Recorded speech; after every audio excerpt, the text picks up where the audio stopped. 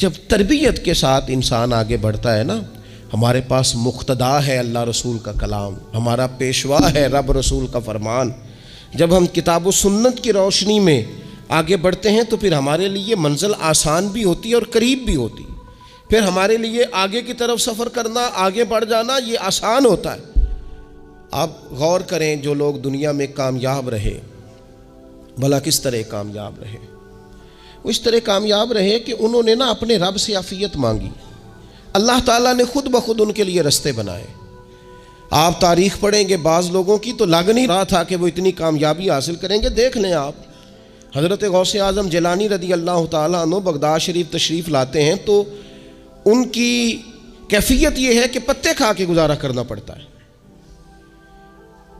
یعنی پیچھے کوئی ایسا بیک گراؤنڈ کسی کا بنایا ہوا ادارہ، کوئی بڑی خانقاہ، کوئی بڑے لمبے چوڑے والد صاحب کے مریدین، کوئی بڑا لمبا سلسلہ نہیں مل رہا۔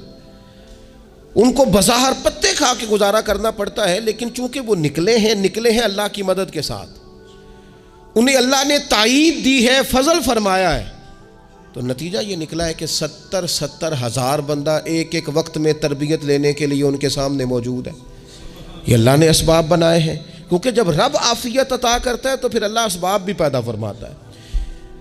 ہمارا ذہن تو تھک جاتا ہے سیاست کرتے کرتے، ہم تو جناب پوری ترتیب سے ہمیں سلیقہ آتا ہے کس طرح کر کے کس بندے کو کیسے قائل کرنا، پورے طور پر ہم وہ ساری زندگی سیاست کرتے رہتے ہیں۔ وہ خاندانوں میں بھی چلتی ہے، گلی محلے میں بھی چلتی ہے، دوستوں میں بھی چلتی ہے، اور بعد میں پتہ چلتا ہے کہ یہ پتے کھیل کون رہا تھا، اصل میں صلح کرانے والا تھا کہ لڑائی کرانے والا تھا، یہ سب کا خیر خواہ تھا، یا سب کی ذہن کے اندر فطور کی آمیزش ہی اس شخص کی وجہ سے تھی۔ ہم چونکہ وہ خاص عافیت اللہ سے نہیں مانگتے، ہماری مخصوص سیاست ہوتی ہے سبھی کو راضی رکھو، اس کا نتیجہ یہ نکلتا ہے کہ ایک ٹائم آتا ہے کوئی بھی راضی نہیں رہتا۔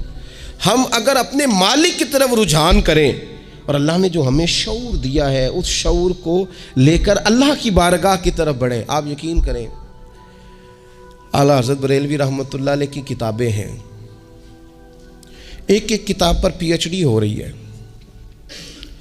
اور انہوں نے 150 سال پہلے بیٹھ کر جو کچھ لکھا تھا بین ہی لفظ بلفظ اس کی ضرورت آج محسوس ہو رہی ہے اور آنے والے وقت میں بڑھ رہی ہے، لیکن ان کے پاس کوئی ٹیم نہیں تھی، 50 لوگ نہیں تھے جو ان کے پاس بیٹھ کے لکھواتے، اپنا پریس نہیں تھا، ایسے لوگ نہیں تھے کہ جن کو پتہ ہوتا کہ کتاب ہم کل چھاپیں گے اور اتنے فیصد یہ مارکیٹ میں نکل بھی جائے گی، ایسا کچھ نہیں تھا۔ کیا تھا؟ اللہ کی مدد ساتھ تھی، تائید ایزوی ساتھ تھی، اللہ نے اپنی عافیت میں رکھا تھا۔ وہ قرآن مجید کی آیت کا ترجمہ کرتے ہیں نا اعلیٰ حضرت، اہدنا الصراط المستقیم، یا اللہ ہمیں سیدھی راہ پہ چلا۔ بہت سارے مفسرین نے کہا اے اللہ ہمیں سیدھا راستہ دکھا، فرماتے ہیں اے اللہ ہمیں سیدھی راہ پر چلا۔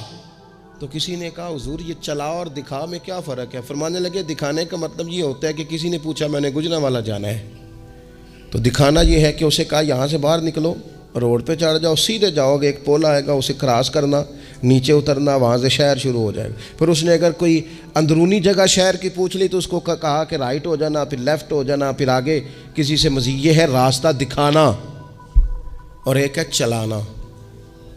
اس نے کہا میں نے گجرانوالہ جانا ہے، تو اس نے کہا ساتھ بیٹھنا میری گاڑی پہ، جہاں تو نے جانا ہے میں چھوڑ کے آتا ہوں۔ یہ راستے پہ چلانا ہے، یہ مقام تفکر ہے، آپ اس پر غور فرمائیں گے۔ کہتے ہیں یا اللہ تو ہمیں راستہ دکھائے گا اور دکھاتا ہے، لیکن چاروں جانب شیطان بھی تو بیٹھا ہے نا، فتنے بھی تو ہے نا، تو اگر تیری رحمت ساتھ رہے، مانا کہ محبت کے سفر میں ہر گام پہ 100 مشکل ہے، لیکن یہ سفر آسان بھی ہے اگر ساتھ تمہارا ہو جائے۔ اگر تو ساتھ چلے تو پھر یہ سفر مشکل ہے۔ وہ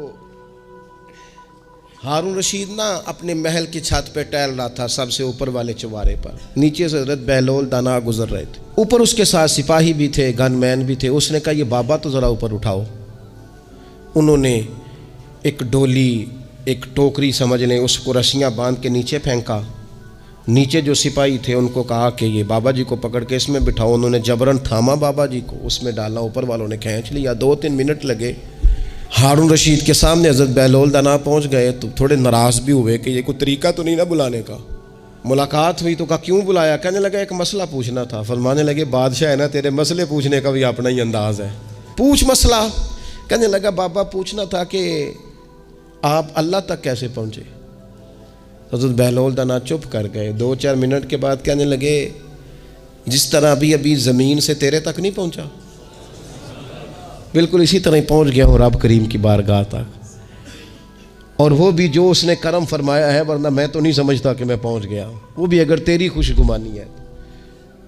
ہارون رشید کہنے لگا مجھے سمجھ نہیں آئی۔ فرمانے لگے تو بادشاہ جو ہے اتنی جلدی کیسے سمجھ میں آئے گی تجھے بات؟ فرمانے لگے اگر میں تجھ سے ملنا چاہتا نا تو میں ایک درخواست لکھتا، پھر کسی وزیر سے سفارشی سائن کراتا، پھر وہ جمع کراتا، پھر مجھے ٹائم ملتا کہ فلاں دن فلاں تاریخ فلاں ٹائم آ جانا، پھر آ کے میں لائن میں لگتا، پھر بھی تو بادشاہ ہے، تیرا موڈ بنتا ملنے کا کہ نہ بنتا۔ جب میں چاہتا تو پتہ نہیں کتنا ٹائم لگ جاتا، جب تو نے چاہا ہے نا تو 1 منٹ بھی نہیں لگا۔ فرمانے لگے میں نے دعویٰ ہی نہیں کیا کہ میں جد و جہد کر کے پہنچوں گا، میں نے تو رب کی بارگاہ میں عاجزی کی ہے، پھر رب نے ہی کرم فرمایا ہے، اسی نے مہربانی کی ہے۔ مانا کہ محبت کے سفر میں ہر گام پہ 100 مشکل ہے، لیکن یہ سفر آسان بھی ہے اگر ساتھ تمہارا ہو جائے۔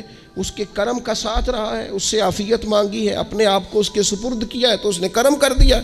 جب تک یہ مزاج نہیں ہم بناتے کہ مالک سے عافیت کا سوال کریں، اپنے آپ کو اپنے رب کے حوالے کر دیں، اس کی رحمتوں کے سپرد کر دیں، اتنی دیر تک زندگی میں ٹھہراؤ نہیں آتا، قرار نہیں آتا۔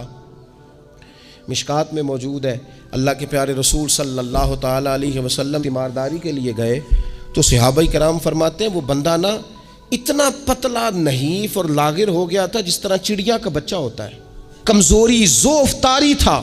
تو محبوب کریم نے اسے دیکھا تو بڑے کریمانہ انداز میں کریم فرمانے لگے تو کوئی دعا نہیں مانگتا، تو عافیت نہیں مانگتا اللہ سے؟ عرض کی یا رسول اللہ صلی اللہ تعالیٰ علیہ وسلم، میں نے اپنے رب کی بارگاہ میں عرض کی ہے مالک قیامت کا عذاب بڑا سخت ہے، میں نہیں برداشت کر سکتا، تو نے اگر مجھے کوئی سزا دینی ہے تو یہیں دے لے، قیامت کو نہ دینا۔ تو کہتے ہیں محبوب فرمانے لگے سبحان اللہ، او خدا کے بندے تو رب کی سزا دنیا میں بھی نہیں سہ سکتا، اللہ سے یہ بھی سوال نہ کر، تو رب سے کہہ ربنا آتنا فی الدنیا حسنۃ وفی الآخرۃ حسنۃ وقنا عذاب النار۔ تو رب سے دنیا میں بھی حسنہ مانگ، بھلائی مانگ، تو آخرت کے لیے بھی بھلائی مانگ، تو اس سے عافیت کا سوال کر۔ تو نے یہ سوال کیوں کیا؟ عرض کی یا رسول اللہ کرم ہو گیا ہے، مجھے سمجھ آ گئی ہے، اب میں اسی طرح ہی کروں گا۔ عزیز دوستو، ہم کہاں سہ سکتے ہیں؟ ہم دنیا میں رب کی سزا ہم نہیں سہ سکتے، ہم کمزور ہیں تو گرمی نہیں سہ سکتے، شدید سردی نہیں سہ سکتے، شدت کی بھوک لوگ نہیں سہ سکتے، کوئی آزمائش نہیں سہ سکتے۔ وہ جو لوگ بعض اوقات کہہ دیتے ہیں نا جی فلاں چیز ہمارے اعمال کا نتیجہ ہے، تو میں کیا کرتا ہوں نہ کو یار، ہم تو یہ بھی نہیں سہ سکتے، ہم کہاں برداشت کر سکتے ہیں، ہمیں تو وہ معاف ہی فرمائے، ہم حساب والے ہے ہی نہیں، ہم تو صرف معافی والے ہیں۔